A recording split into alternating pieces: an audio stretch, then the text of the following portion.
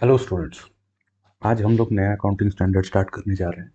Accounting standard sorry not 14, it's 16। Accounting standard 16 which is borrowing cost. ये typing error है। 14 is amalgamation, it's borrowing cost. So बहुत ही छोटा accounting standard है। दो चार कॉन्सेप्ट हैं जिनको जानना है। So it will not take much time. Okay, but still हम दो पार्ट में हम लोग इसको कवर करेंगे। आज कंसेप्चुअल पार्ट देखेंगे एंड नेक्स्ट क्लास में हम लोग प्रॉब्लम सॉल्व करेंगे इससे रिलेटेड। ओके, सो बोरोइंग कॉस्ट नाम से ही क्लियर होता है। Borrowing means borrowed fund. So basically इस अकाउंटिंग स्टैंडर्ड में हम लोग क्या पढ़ेंगे, कॉस्ट ऑफ बोरोइंग फंड का अकाउंटिंग ट्रीटमेंट। सो जब आप फंड बोरो करते हो तो उससे रिलेटेड कॉस्ट होता है, विच इज़ बेसिकली फंड जब आप बोरो कर रहे हैं उससे रिलेटेड जो कॉस्ट है उसको जनरल टर्म्स में हम लोग इंटरेस्ट कहते हैं। तो इस अकाउंटिंग स्टैंडर्ड में हम लोग क्या पढ़ेंगे, इस अकाउंटिंग स्टैंडर्ड में हम लोग पढ़ेंगे accounting treatment of interest and it's disclosure in financial statement. ठीक है, सो इंटरेस्ट कॉस्ट का अकाउंटिंग ट्रीटमेंट और उसका disclosure in financial statement. So any business, कोई भी बिजनेस को फंड बेसिकली दो पर्पस के लिए चाहिए। एक, to invest in its long term asset, है ना। सो फर्स्ट पर्पस क्या होगा, to invest in long term asset, है ना। सेकंड होगा to meet its daily expenses, day to day expenses of the business, like to अपना suppliers को payment करना, अपने एम्प्लॉयज को सैलरी पे करना। तो उसके बाद अदर ओवरहेड्स बिजनेस के कवर करना। सो ऐसे पर्पस के लिए भी फंड की रिक्वायरमेंट होती है। जनरली इसको हम लोग कहते हैं working capital fund. Working capital fund.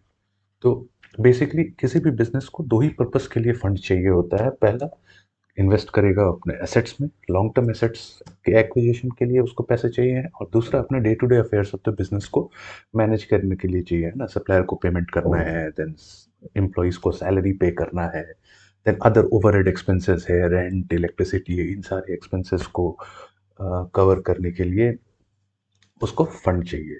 और ये फंड जो बिजनेस को जो ये फंड चाहिए, वो फंड बिजनेस अरेंज कैसे करता है, through internal accruals. Fund by fund I mean cash चाहिए उनको।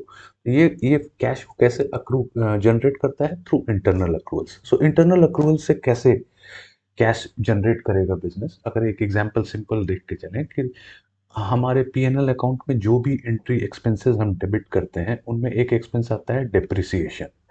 Now depreciation is a non cash expense, non cash expense, है ना। विच मीन्स दैट डिप्रिसिएशन हम पीएनएल अकाउंट में डेबिट तो करते हैं, लेकिन उसके लिए कोई कैश का आउटफ्लो नहीं होता है उस अकाउंटिंग पीरियड में, because depreciation is a non cash expense. तो क्या होगा कि अगर अगर एक सिनेरियो हम ये देखें कि अगर आपका पीएनएल में जो भी सेल्स है, पूरा का पूरा सेल्स अगर कैश में है, कैश सेल्स है, तो उससे लेस करेंगे आप direct and indirect expenses, direct and indirect expenses. Now in सब में अगर आप इनडायरेक्ट एक्सपेंसेस में डेप्रिसिएशन है, लेकिन डायरेक्ट एक्सपेंसेस में जो भी एक्सपेंसेस है उसके लिए आपको कैश स्पेंड करना पड़ेगा, कैश पेमेंट करना पड़ेगा। टाइमिंग में वैरी, आज करें, कल करें, या सेम अकाउंटिंग ईयर में करें या नेक्स्ट अकाउंटिंग ईयर में करें, बट कैश का आउटफ्लो होगा। Similarly in respect of all other indirect expenses also cash का आउटफ्लो होगा, but for depreciation there will be no cash outflow.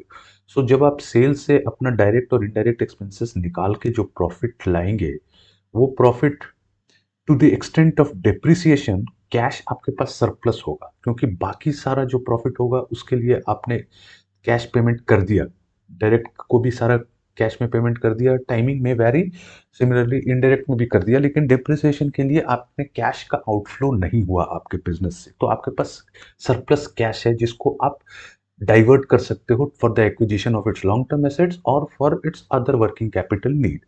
Similarly एक और एंट्री हम लोग पास करते हैं, जब प्रॉफिट कैलकुलेट हो जाता है तो प्रॉफिट को ट्रांसफर कर देते हैं जनरल रिजर्व में।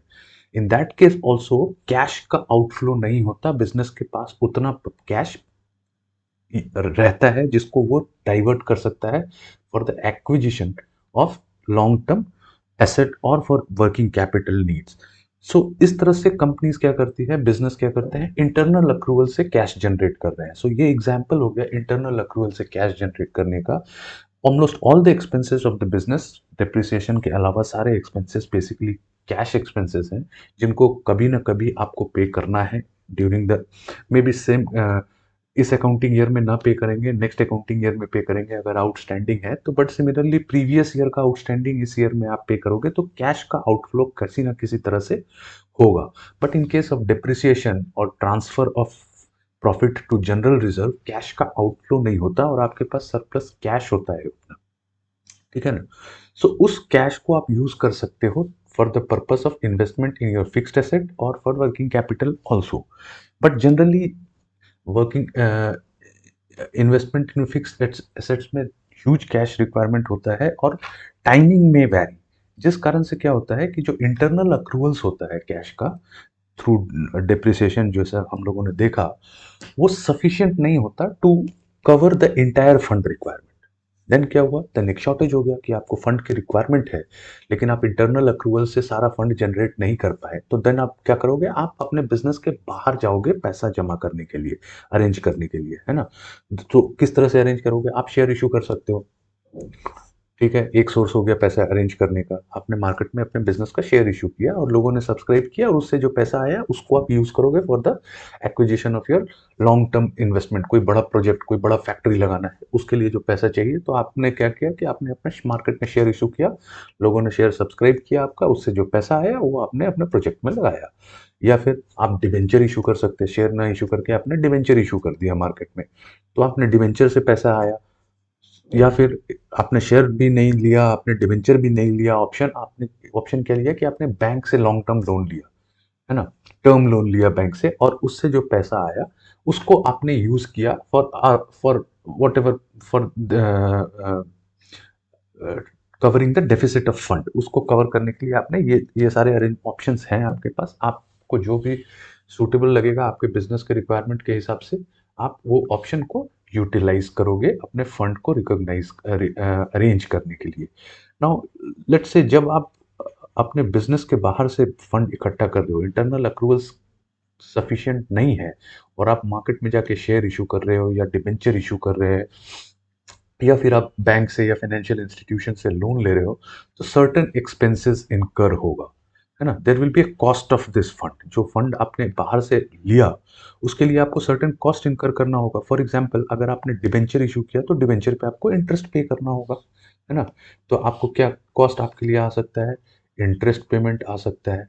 सिमिलरली डिबेंचर आपने इशू किया, डिस्काउंट इंटरेस्ट तो आपको पे करना ही करना, लेकिन आपने डिबेंचर इशू किया डिस्काउंट पे और रिडीम करोगे आप प्रीमियम पे, मीन्स 100 रुपये का डिबेंचर है उसके लिए आपको कैश 95 मिला, लेकिन आप जब रीपे करोगे तो आप 105 करोगे, तो आपको 10 रुपया ये भी apart from the regular interest जो आप ईयरली या हाफ ईयरली पे करोगे, ये जो डिफरेंस है 95 और 105 का, ये भी आपके लिए बोरोइंग कॉस्ट है। सिमिलरली अगर आप बैंक से आप लोन लेते हो तो बैंक इंटरेस्ट चार्ज करेगी, वो इंटरेस्ट आपके लिए वो कॉस्ट है। सिमिलरली इसके अलावा भी अदर कॉस्ट इनकर हो सकता है, लाइक ड्यूटीज, फी, कमीशन, ये सारा भी पेमेंट करना पड़ सकता है आपको अरेंज करने के लिए फंड, तो वो भी आपके लिए कॉस्ट है। सो इस अकाउंटिंग स्टैंडर्ड में हम लोग बोरोड फंड से रिलेटेड जो भी कॉस्ट इनकर कर रही है कंपनी, फंड बोरो करने के लिए जो भी cost incur, borrowing of fund के लिए जो कॉस्ट इनकर कर रही है कंपनी, उसका अकाउंटिंग ट्रीटमेंट करेंगे। रिमेंबर बोरोइंग ऑफ फंड कह रहे हैं हम। So in case of share issue cost of equity भी होता है, जब आप शेयर इशू करोगे और उससे फंड इकट्ठा करेंगे तो उसके लिए भी एक कॉस्ट होगा, मीन्स आप डिविडेंड पे करोगे, भले ही वो प्रेफरेंस डिविडेंड क्यों ना हो, लेकिन यहाँ पे हम लोग कॉस्ट ऑफ इक्विटी की बात नहीं कर रहे हैं। इक्विटी फंड जो आपने जनरेट किया है उसके कॉस्ट की बात नहीं कर रहे हैं, यहाँ पे हम लोग बोरोड फंड की बात कर रहे हैं, जो आप बिजनेस के बाहर थर्ड पार्टी से बोरो कर रहे हो। इक्विटी जब आप शेयर इशू करते हो और उससे पैसा आता है, it is not borrowed fund, it is share holders fund. So share holders का पैसा है, ये ओनर्स का पैसा है, it is not borrowed fund, और उसके ऊपर आप इंटरेस्ट नहीं देते। ठीक है, भले ही वो फिक्स्ड रेट ऑफ डिविडेंड क्यों ना हो, फॉर एग्जांपल प्रेफरेंस शेयर के केस में हो सकता है, but we are not talking about cost of equity here, we are talking about cost of borrowed fund only. So इस अकाउंटिंग स्टैंडर्ड में हम लोग क्या पढ़ेंगे, ये जो कॉस्ट ऑफ बोरोड फंड है इसका अकाउंटिंग ट्रीटमेंट क्या है, प्लस इससे इसका डिस्क्लोजर क्या क्या करते हैं हम फाइनेंशियल स्टेटमेंट्स में, इससे रिलेटेड क्या क्या डिस्क्लोजर्स एक बिजनेस को देना होता है, so that the users of the financial statement can make a useful and meaningful interpretation of the affairs of the business. So छोटा सा अकाउंटिंग स्टैंडर्ड है। अब जनरली जो बेसिक टर्म्स हम लोग इसमें यूज करते हैं वो दो ही बेसिक टर्म्स है। First is borrowing cost. So what is borrowing cost? Borrowing cost is, in simple terms में अगर हम कहें तो it is interest, है ना, जो इंटरेस्ट हम पेमेंट कर रहे हैं it is borrowing cost. So but definition है विच शुड नो, याद कर लेना चाहिए, आपको याद रखना होगा। Borrowing cost are interest and other cost incurred by an enterprise in connection with borrowing of fund. So interest and other cost, है ना, other cost like commission, processing fee, duties, taxes, कुछ भी, interest and other cost in connection with borrowing of fund. Fund के borrowing के लिए interest और other cost जो incidental expenses incur कर रहे हैं इज कॉल्ड बोरोइंग कॉस्ट। दूसरा टर्म जो हम यूज करेंगे इज कॉल्ड क्वालिफाइंग एसेट। यही दो टर्म है इस अकाउंटिंग स्टैंडर्ड में जो फ्रीक्वेंटली यूज होंगे। So what is a qualifying asset? Qualifying assets are those assets which take substantial period of time. So एक important word है substantial period of time. Okay, so qualifying assets are those assets which take a substantial period of time to get ready for its intended use. Before it comes to use, it takes a substantial period of time. Okay, so what is a substantial period of time? Substantial period of time का कोई definition नहीं है, but it is generally assumed कि एक साल का period जिसमें लगता है, but it is not necessary कि ऑलवेज एक साल का पीरियड लगता है और 6 महीने के पीरियड को हम सब्सटैंशियल पीरियड ऑफ टाइम नहीं कहेंगे। It can happen, it depends upon the circumstances to circumstances. Now when we are saying qualifying assets and it takes substantial period of time, हमारे दिमाग में सबसे पहले आता है कि ये फिक्स्ड एसेट हो सकता है, जनरली फिक्स्ड एसेट हो सकता है, बिल्डिंग और फैक्ट्री और रिफाइनरी और केमिकल प्रोसेसिंग प्लांट। सो ये सही भी है, लेकिन it is not necessarily that it is always going to be a long term asset. It can be inventory also. Okay, so inventory can also be qualifying assets, especially in case of beverages industry, especially in case of liquor within the beverages industry. So liquor industry में क्या होता है, certain product like whiskey and certain wines required a very long period of maturation. So उनको हम बनाने के बाद 5 साल 10 साल तक भी हम उसको एक प्रॉपर स्टोरेज वेयर हाउस में हम उसको बिजनेस को रखना पड़ता है, so that it matures and then only it is ready for sale. So basically जो इन्वेंट्री का डेफिनेशन है, जो कि एसेट का डेफिनेशन है कि to bring the it to make it ready for use or intent for sale. In case of inventory, it should be ready for sale. It is ready for sale after this maturity period is over, which may be 5 years, 7 years, 10 years, 12 years.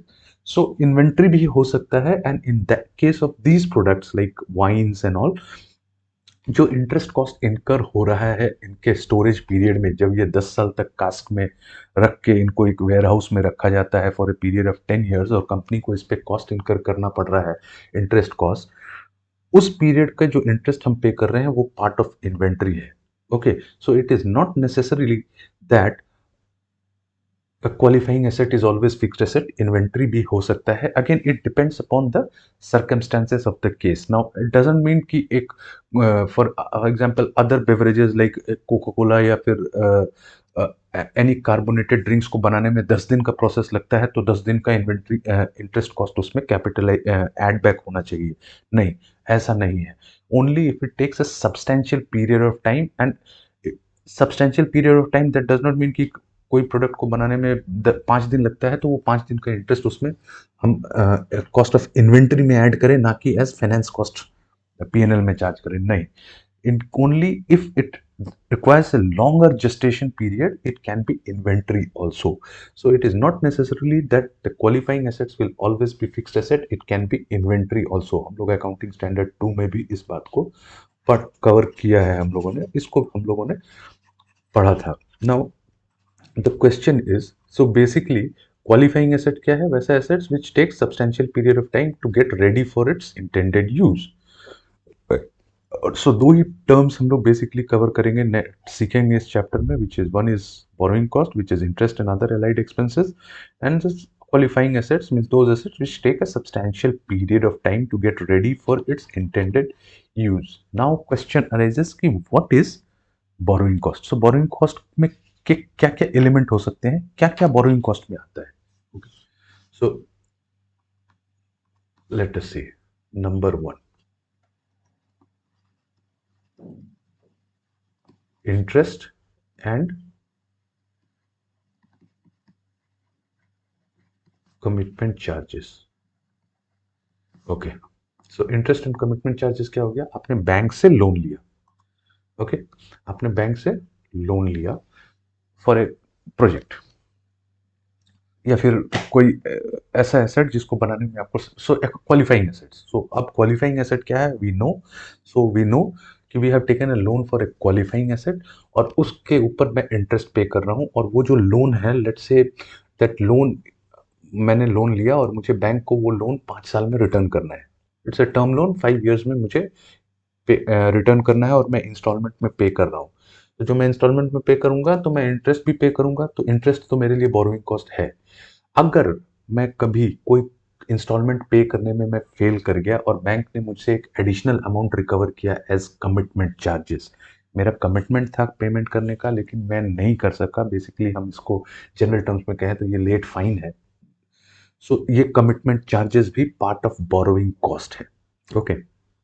So first is interest and commitment charges. आपने bank से loan लिया था, उसके लिए आपने interest पे किया, वो इंटरेस्ट, और अगर कोई कमिटमेंट चार्जेस आपको पे करना पड़ रहा है for that loan, then it is also part of the borrowing cost.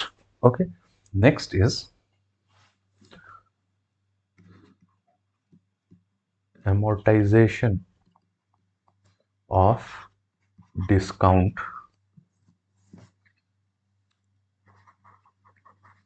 And और दोनों हो सकता है, और premium on redemption of debenture. So आपको फंड की रिक्वायरमेंट थी, आपने इंटरनल अक्रूवल से जितना अरेंज कर सकते थे आपने किया, लेकिन जो शॉर्टफॉल है उसके लिए आपने डिवेंचर इशू किया. सो डिवेंचर इशू करने के टाइम में आपने क्या कहा कि face value of debenture is 100, let say उस पर interest is 5%, but I will issue it as a discount of 5% and redeem करेंगे at redemption at premium of 5%. So basically जब आप एक डिवेंचर इशू करोगे तो आपको एक्चुअल में कैश मिलेगा 95, लेकिन पेमेंट करने के टाइम आप पे करोगे 105. तो अपार्ट फ्रॉम दिस इंटरेस्ट, जो कि आपके लिए इंटरेस्ट तो है ही, ठीक है, वो तो इंटरेस्ट है ही, लेकिन ये जो 10 रुपये आप एक्स्ट्रा खर्च कर रहे हो, 5 रुपये कम मिला, ये भी आपके लिए बोरोइंग कॉस्ट है, और 5 रुपये आप ज़्यादा दोगे, ये भी आपके लिए बोरोइंग कॉस्ट है. सो इसको हम एमोटाइज करते हैं over a period of time, but this is part of the borrowing cost. Okay. Third, auxiliary cost. So जब आप लोन लेने जाते हैं, या फिर आप जब लोन, लेट से फॉर एग्जांपल इस केस में देखते हैं, हमने डिबेंचर इशू करके लोन लिया था, फंड अरेंज किया था. सो डिबेंचर इशू करने के लिए बहुत सारे प्रोसीजर्स हैं, और बहुत सारे रूल्स फॉलो करने हैं, और बहुत सारे फॉर्मेलिटीज होते हैं, ठीक है. So late say we hired Indiabulls to do this job. So ये इंडिया बुल्स ने हम मेरे लिए डिवेंचर मार्केट में अरेंज किया, और सारा फैसिलिटी इंडिया बुल्स ने प्रोवाइड किया. तो उसके लिए इंडिया बुल्स ने मेरे से एक अमाउंट चार्ज किया होगा. लेट से उसने कहा कि हम फेस वैल्यू ऑफ डिवेंचर के 1% हमारा फी होगा. सो दिस 1% फी जो हमने पे किया इंडिया बुल्स को, service charge, processing charge, what ever you may call it, उसको भी हम बोरोइंग कॉस्ट में इंक्लूड करते हैं. ओके. सो बेसिकली इसको क्या कहेंगे? Amortisation of ancillary cost,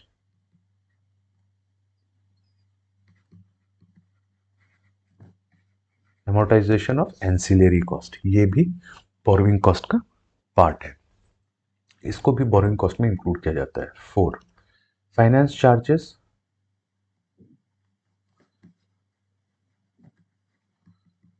in case of instalment purchase और हायर परचेज।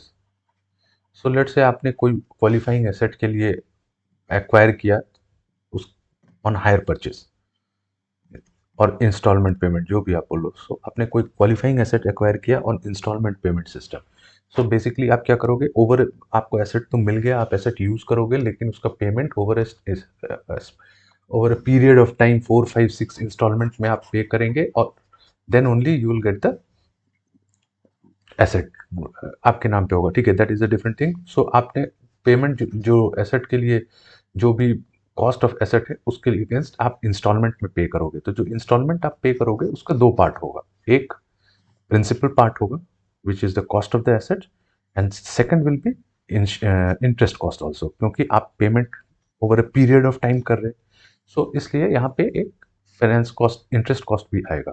सो जो इंटरेस्ट कॉस्ट इंस्टॉलमेंट में इंक्लूड होगा is that interest cost is also borrowing cost. Okay, so चार पॉइंट हमने कवर किया। फर्स्ट पॉइंट में कवर किया हमने interest and commitment charges, second में किया एमोर्टाइजेशन ऑफ डिस्काउंट और premium on redemption of debenture, third हमने किया amortisation of axillary cost, ancillary cost जो भी हम इनकर कर रहे हैं for the arranging the fund, fourth में हमने कवर किया finance cost on hire purchase system.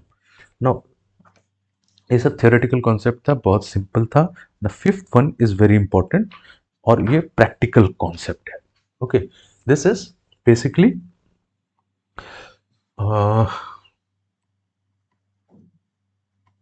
Exchange difference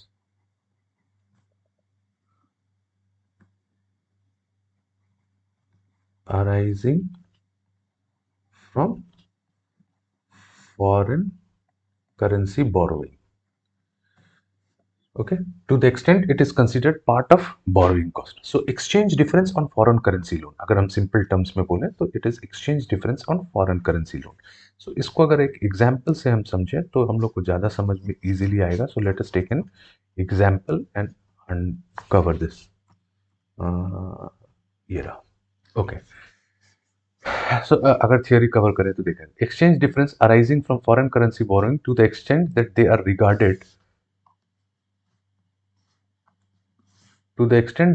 regarded as an adjustment to the interest cost. Okay, so exchange difference arising on foreign currency borrowing. So basically क्या कह रहा है इस कि अगर आपने कोई क्वालिफाइंग एसेट्स को एक्वायर करने के लिए फॉरेन करेंसी में लोन लिया, ठीक है, सो आपको आपने $1 लाख में लोन लिया, ओके, और वहां उसके लिए आप एक इंटरेस्ट पे कर रहे हो, फॉरेन करेंसी में आप इंटरेस्ट पे कर रहे हो। लेकिन वही लोन अगर आप लोकल करेंसी में लेते तो क्या इंटरेस्ट कॉस्ट आता कि ऐसा है कि आपको सेविंग्स हुआ, आपने जब फॉरेन करेंसी में लोन लिया और अगर वो चीपर रेट ऑफ इंटरेस्ट था तो आपको एक सेविंग हुआ। फॉर एग्जांपल अगर आप इंडिया में आप लोन लेते तो आपको 15% रेट ऑफ इंटरेस्ट देना पड़ता है और फॉरेन करेंसी में लेट से 7% में मिल गया, तो बेसिकली आपको 8% का परसेंटेज टर्म्स में अगर हम बोले तो हमें इंटरेस्ट का सेविंग्स हुआ ना। उस सेविंग्स को अगर हम जब डोमेस्टिक करेंसी इंडियन करेंसी में कन्वर्ट करेंगे और देखेंगे कि उसमें से कितना पार्ट ऐसा है जो कि बोरोइंग कॉस्ट से रिलेटेड है। ओके, सो वो पार्ट को हम लोग यहाँ कवर कर रहे हैं कि exchange difference arising from foreign currency borrowing. So let us take a simple example. A limited has taken a foreign currency loan of 1 lakh pound, 1 lakh pound का लोन लिया on 1 January 2012 for its new project. Okay, the rate of interest is 5% per annum. सो जो foreign currency borrowing है उस पर 5% rate of interest उसको देना पड़ेगा।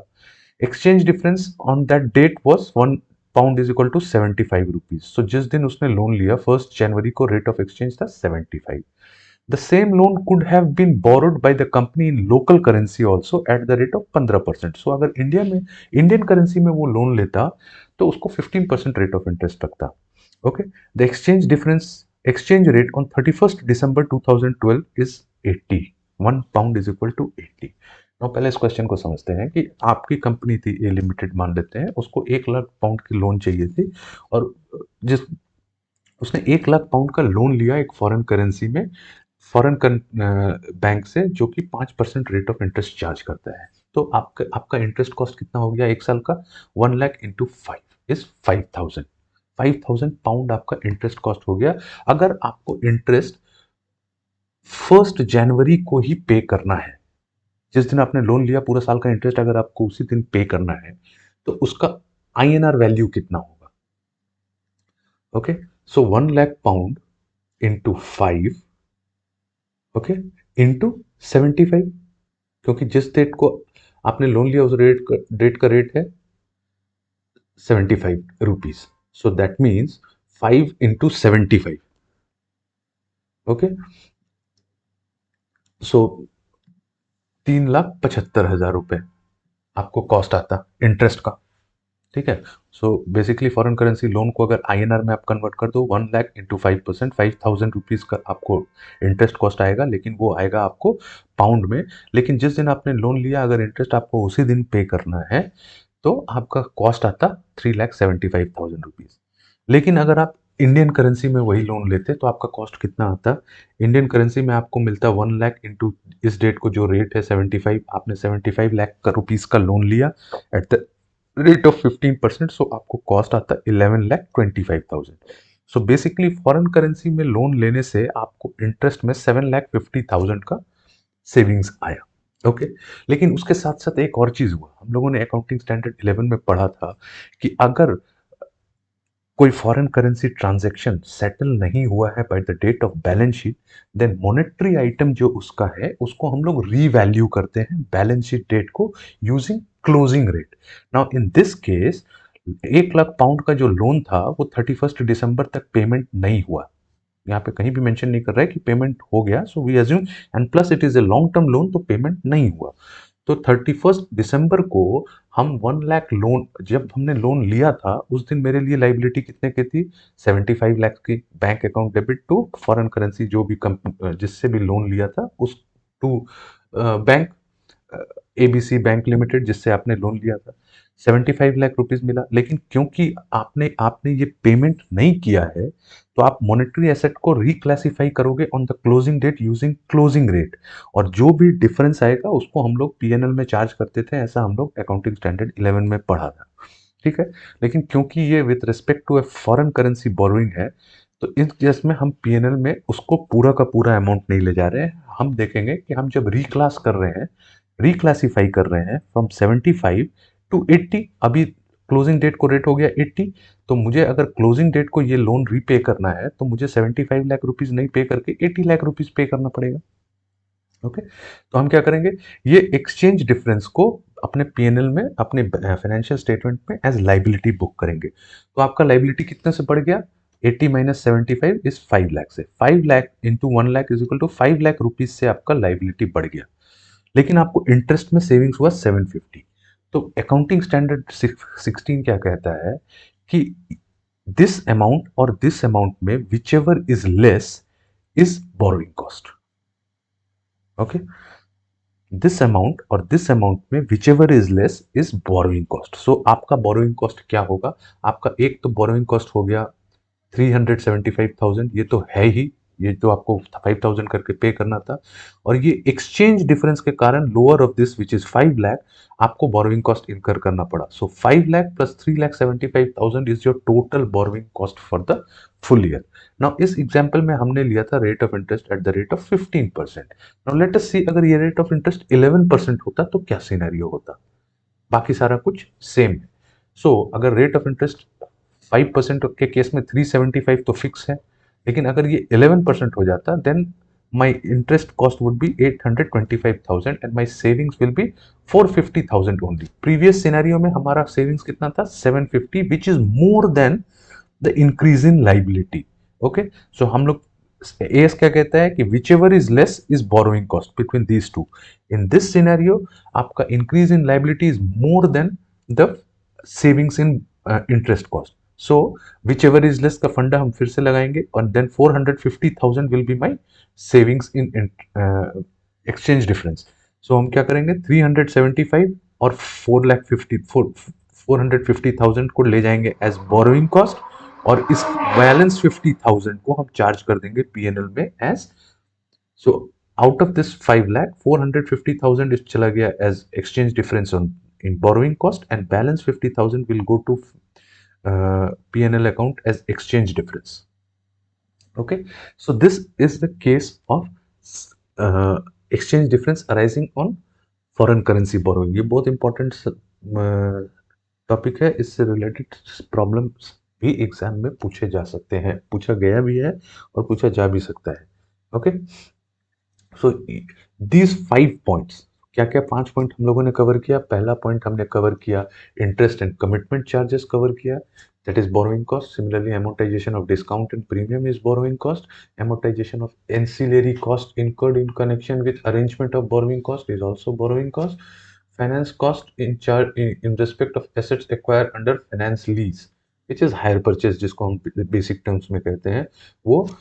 Fourth and fifth is exchange difference arising from foreign currency borrowing to the extent it is part of borrowing cost as an adjustment to borrowing cost. So ये 5 points हैं जो कि borrowing cost के part है। Okay, now अब हमें पता चल गया कि बोरोइंग कॉस्ट क्या क्या है। नाउ द क्वेश्चन अराइजेस कि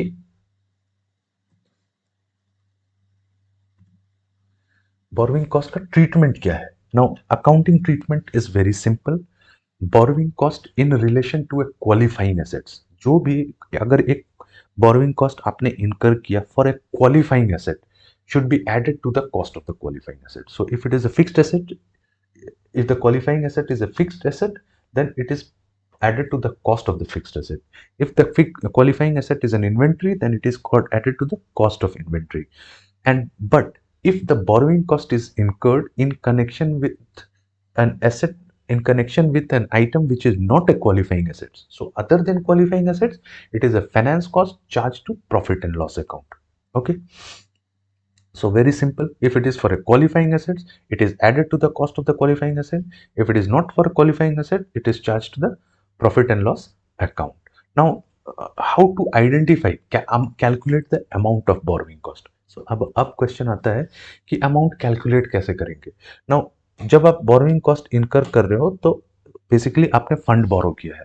नाउ अगर आपने फंड बोरो किया है स्पेसिफिकली फॉर क्वालिफाइंग एसेट्स, सो एक प्रोजेक्ट है जो क्वालिफाइंग एसेट है, आप एक प्लांट बना रहे हो और उसके लिए आपने सेपरेट लोन लिया और उस पर जो भी इंटरेस्ट पे किया वो टोटल इंटरेस्ट ही बोरोइंग कॉस्ट है, वो आप उस पर कैपिटलाइज कर सकते हो। ओके, बट जनरली क्या होता है बिजनेस में कि अगर मल्टीपल प्रोजेक्ट्स चल रहे हैं या फिर सेंट्रली ट्रेजरी है, बिजनेस का ट्रेजरी सेंट्रल हेड ऑफिस में है, तो वो एक सेंट्रल पूल ऑफ लोन लेगा और वो लोन में आपको आइडेंटिफाई करना मुश्किल है कि कितना यूज हो रहा है क्वालिफाइंग एसेट्स के लिए, कितना कॉस्ट क्वालिफाइंग एसेट्स के लिए है और कितना कॉस्ट नॉन क्वालिफाइंग एसेट्स है, क्योंकि loan is a central pool.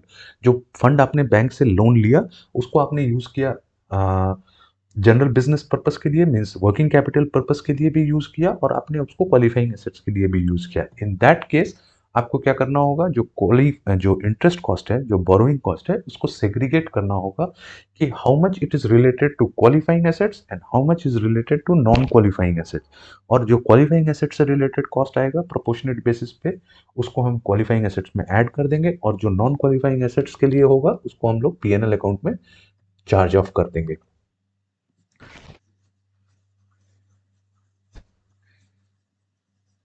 So basically, if it is a specific loan, means आप specific, so क्या कह रहा है, to the extent the fund are borrowed specifically for the purpose of a qualifying asset, the amount of borrowing cost eligible for capitalization in that asset should be determined as the actual borrowing cost. ठीक है, वो तो actual borrowing cost हो गया क्योंकि आपने loan specifically for a qualifying asset ही लिया था। सो जितना भी आपने इंटरेस्ट कॉस्ट इनकर किया उस पर्टिकुलर लोन पे वो टोटल का टोटल ऐड हो जाएगा क्वालिफाइंग एसेट्स के लिए। लेकिन if it is general purpose borrowing, then आपको सेपरेटली आइडेंटिफाई करना होगा कि out of the total fund कितना यूज हुआ borrowing of for a qualifying assets और कितना यूज हुआ फॉर नॉन क्वालिफाइंग एसेट्स। जो नॉन क्वालिफाइंग एसेट्स है will go into the PNL and the qualifying assets will be added back to the cost of the qualifying asset. Okay, ये हो गया कि amount. Now अब है कि आपने अमाउंट तो कैलकुलेट कर लिया कि कितना आपने borrowing cost cap qualifying assets में ऐड बैक करना है, बट अमाउंट कैलकुलेट करने के लिए one factor which is very important is period क्या होगा, कितने पीरियड के लोन को, अगर जनरल पर्पस लोन है या इवन एक स्पेसिफिक लोन है, तो क्या जिस दिन लोन मिल गया नेक्स्ट डे से जो भी बोरोइंग कॉस्ट इनकर हुआ टोटल अमाउंट को कैपिटलाइज करेंगे। सो कितना अमाउंट कैपिटलाइज करेंगे, और उसके लिए इंपॉर्टेंट है कि पीरियड क्या होगा जिस पीरियड का कॉस्ट को हमें कैपिटलाइज करना है। तो वो डिसाइड करने के लिए तीन कंडीशंस मस्ट है। The capitalisation of the borrowing cost as part of a qualifying asset should commence when the following conditions are satisfied. Okay, कब से स्टार्ट होगा पीरियड जिसके लिए मैं बोरोइंग कॉस्ट को कैपिटलाइज करूंगा? When the expenditure for the acquisition, construction and production of a qualifying asset is being incurred, means expenditure incur होना start हो गया है। ओके, आपने उस प्रोजेक्ट से रिलेटेड एक्सपेंडिचर करना शुरू कर दिया है। Borrowing cost is been incurred means interest लगना शुरू हो गया है, बैंक ने इंटरेस्ट चार्ज करना शुरू कर दिया है, फंड डिस्पर्स कर दिया है और इंटरेस्ट चार्ज करना शुरू कर दिया है। Activity that are necessary to prepare the assets for its intended use और sale is in process, means उस प्रोजेक्ट को पे काम भी शुरू हो गया है, फिजिकल काम भी शुरू हो गया है, so that the assets is ready for its intended use. जब ये तीनों कंडीशन सेटिस्फाई होंगे तो जब जब से ये तीनों कंडीशन सेटिस्फाई होंगे उस टाइम से आप बोरोइंग कॉस्ट का पीरियड लोगे for the purpose of calculating the amount of interest. So example से देखते हैं। On 1st January 2015 your company H limited has purchased land for a new motorcycle factory. 50% of the cost of the land was paid to the owner of the land. For the purpose of this factory, company has taken 20 crore long-term loan from SBI at an interest of 12% per annum. The work of construction started on 1st April 2015. Okay, so आपने land तो ले लिया 1st जनवरी को 2015 को, okay, लेकिन जो काम था वो स्टार्ट हुआ 1st अप्रैल को। सो बोरोइंग कॉस्ट जो भी इनकर हुआ from 1st April 2015 will be added to the cost of the asset. Okay, so उस पीरियड का ये स्टार्टिंग पॉइंट होगा for the purpose of calculation of cost. Here the capitalisation of borrowing cost has been commenced from 1st April of 2015 because the physical work has started. In the above example, let us assume that the entire project will be financed through internal accruals. Then there is no borrowing cost. आपको fund की जरूरत ही नहीं पड़ी।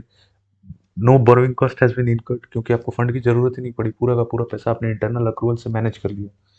In example 1, let us assume that the company will hold this land for 1 year, then sell it or develop it. Until then, no action has been taken to prepare the assets for its use. So basically, जो third condition है, ये fulfill नहीं हुआ. In this case, borrowing, no activity has been undertaken to prepare the assets, so no capitalization has been started. So इस period में जो आपने पे किया होगा इंटरेस्ट, उसको कैपिटलाइज नहीं कर सकते, ऐड नहीं कर सकते क्वालिफाइंग एसेट्स में, क्योंकि the necessary activity has not started as yet. So period of commencement is very important, क्योंकि उसके बेसिस पे ही इंटरेस्ट कैलकुलेट होगा। रेट ऑफ इंटरेस्ट तो आप कैलकुलेट कर सकते हो कि अगर स्पेसिफिक लोन है तो उसका जो रेट ऑफ इंटरेस्ट है वो रेट ऑफ इंटरेस्ट ले लिया। अगर जनरल पर्पस लोन है तो आप एक रेट ऑफ इंटरेस्ट अराइव कर सकते हो कि प्रोपोर्शनेट बेसिस पे कि कितना फंड यूज हुआ इसके लिए क्वालिफाइंग एसेट्स के लिए और कितना फंड यूज हुआ जनरल पर्पस के लिए। बट पीरियड क्या होगा, वो पीरियड वहीं से स्टार्ट होगा जहां से ये तीनों कंडीशन सेटिस्फाई होते हैं जिस डेट से। Okay, now amount, with respect to amount क्या कहता है अकाउंटिंग स्टैंडर्ड कि expenditure on a qualifying assets include only such expenditure that has resulted in payment of cash. क्योंकि जब आप कैश पेमेंट कर रहे हो तभी आप फंड का यूटिलाइजेशन कर रहे हो, लोन का यूटिलाइजेशन कर रहे हो, ट्रांसफर ऑफ अदर एसेट्स और the assumption of interest bearing security. So basically क्या है, जब आप कोई प्रोजेक्ट कर रहे हो और आपने लोन लिया है, पूरा प्रोजेक्ट कॉस्ट का लोन लिया है, लेकिन अगर आपको प्रोग्रेस पेमेंट मिलता जाता है, आप 10% 15% आपने काम कंप्लीट किया और आपको उसका पैसा मिलता जा रहा है, या फिर आप जो प्रोजेक्ट कर रहे हो उसको गवर्नमेंट से फंडिंग मिल रहा है, तो उतना जितना पैसा आपको प्रोग्रेस पेमेंट मिल रहा है या फिर जितना पैसा आपको गवर्नमेंट से सब्सिडी के फॉर्म में मिल रहा है वो लेस हो जाएगा to arrive at the amount on which borrowing cost has to be incurred. Okay, example देखते हैं। Your company S limited is building an IT park in Chennai at a cost of 100 crore। IT park बना रहे हैं, 100 करोड़ का cost है। Tamil Nadu government has given 10 crore as grant, 10 crore आपको grant में मिल गया तमिलनाडु गवर्नमेंट से। Your company has received 50 crore from different IT company as progress payment. So जिनके लिए आप बना रहे हो उनसे आपको 50 करोड़ रुपए भी मिल गया। So basically out of 100 crore 60 crore तो आपको मिल गया। तो आपका जो फंड का रिक्वायरमेंट है, बोरोइंग आप करोगे कितना, 40 करोड़ के रिस्पेक्ट में। So if we assume that the borrowing cost is 10% per annum and it was paid at the end of the year, then the amount of borrowing to be capitalized is 4 crore, क्योंकि आप 40 करोड़ का ही आप borrowing cost इनकर करोगे। अगर आप पूरा loan लेते हो तो उसमें भी अगर कम का लिया तो और भी कम इनकर होगा। ठीक है। The activity necessary to prepare an assets for its intended use or sale encompass more than the physical construction of the asset. It is not necessary, जो third condition था कि physical construction of the asset has begun to bring the assets for its intended use. यहाँ पे जो third condition था, activity that are necessary to prepare the asset. Now when we say activity that are necessary to prepare the asset, that does not mean only physical activity. कि physical काम start हुआ तभी हम मानेंगे कि activity has started. No, there are certain activities like कोई भी आप फैक्ट्री लगा रहे हो या फिर आप कोई प्रोजेक्ट कर रहे हो, तो before the physical work start उससे पहले भी बहुत सारे काम होते हैं। फॉर एग्जाम्पल नेसेसरी लाइसेंसिंग का प्रोसेस हो गया या फिर लैंड का डेवलपमेंट का प्रोसेस हो गया। तो ये पीरियड में भी जो आप बोरोइंग कॉस्ट इनकर कर रहे हैं उसको इंक्लूड किया जाना चाहिए। So the activity, they include technical and administrative work prior to the commencement of the physical construction, such as activity associated with obtaining permit prior to the commencement of the physical construction. However, such activity exclude the holding of an assets with no production or development that changes the assets condition is taking place. Okay. For example, borrowing cost incurred while a land is under development are capitalized during the period in which the activity related to development are being carried out. However, borrowing cost incurred while the land acquired for building purpose is held without any associate development. So development work चल रहा है, building के लिए आपने land acquire किया और land development चल रहा है। लैंड डेवलपमेंट मीन्स जो भी बुशेस हैं उनको क्लीन किया जा रहा है, लेवलिंग किया जा रहा है, सबको एक लेवल पे पूरे लैंड का एक लेवलिंग किया जा रहा है या फिर नेसेसरी परमिट्स लिया जा रहा है। इस पीरियड में जो आप बोरोइंग कॉस्ट इनकर कर रहे हो ये भी कैपिटलाइज होगा, because these activity are necessary to bring the assets to its intended use. ठीक है। So before the construction of the building start आपको लैंड फिलिंग करना होगा। सो आप लैंड सिर्फ खरीद लोगे, किसी भी लैंड पे आप बिल्डिंग नहीं बना सकते, फैक्ट्री बिल्डिंग या कोई भी बिल्डिंग। उससे पहले आपको लैंड का डेवलपमेंट करना होगा, लैंड का फिलिंग करना होगा, उसका बेस मजबूत करना होगा, ये सारे एक्टिविटी आपको करने होंगे। So these activity are also part of the activity which will bring the assets to its which helps in bringing the assets to its intended use, and therefore जो भी इस पीरियड में आप कॉस्ट इनकर कर रहे हो, although physical activity आपको नहीं दिख रहा होगा, उसको भी आप कैपिटलाइज करेंगे। उस पीरियड के भी बोरोइंग कॉस्ट को आप कैपिटलाइज करेंगे। Then come suspension. So borrowing cost कब रुक जाएगा, सस्पेंड कब हो जाएगा? When basically borrowing cost should, the capitalization of borrowing cost should be suspended during the extended period in which the active development is interrupted. So when active development is interrupted, आप उस period में जितने दिन के लिए वो active development रुका हुआ था उस पीरियड का बोरोइंग कॉस्ट को आप कैपिटलाइज नहीं कर सकते। फॉर एग्जांपल, आप एक मार्केट है उसको हटा के वहां पे एक मॉल बना रहे हो, ये गवर्नमेंट का मॉल हो सकता है, किसी का भी हो सकता है ना।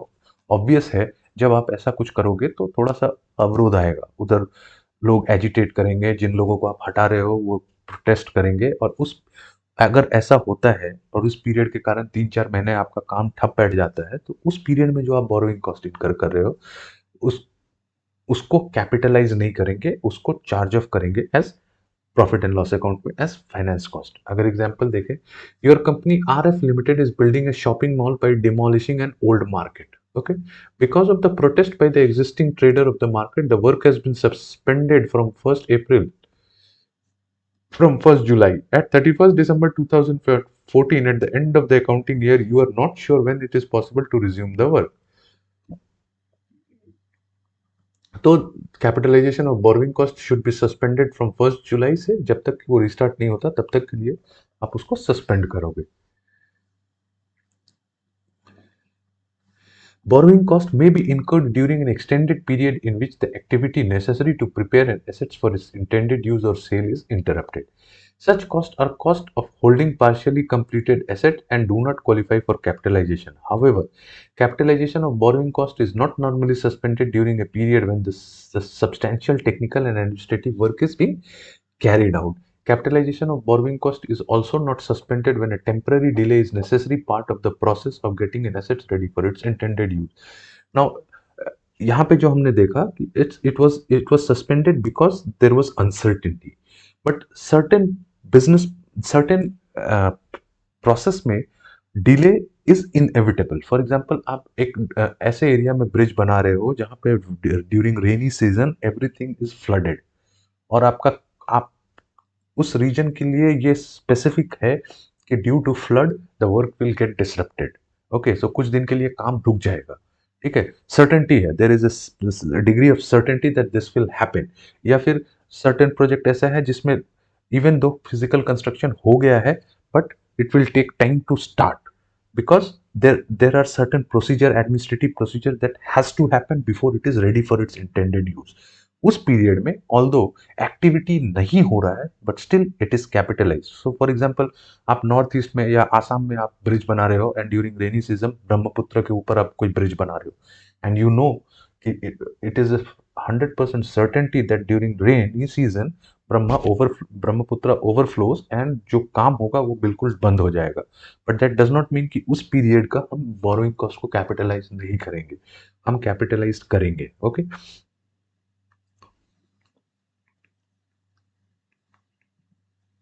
सिमिलरली इन्वेंट्री जो हम लोगों ने इन्वेंट्री का एग्जांपल देखा लिकर इंडस्ट्री में वाइन के रिस्पेक्ट में. Okay, capitalization continue during the extended period needed for inventories to mature or extended period during which a high water level delay construction of a bridge if such high water level is common during the construction period in the geographical region involved. Okay,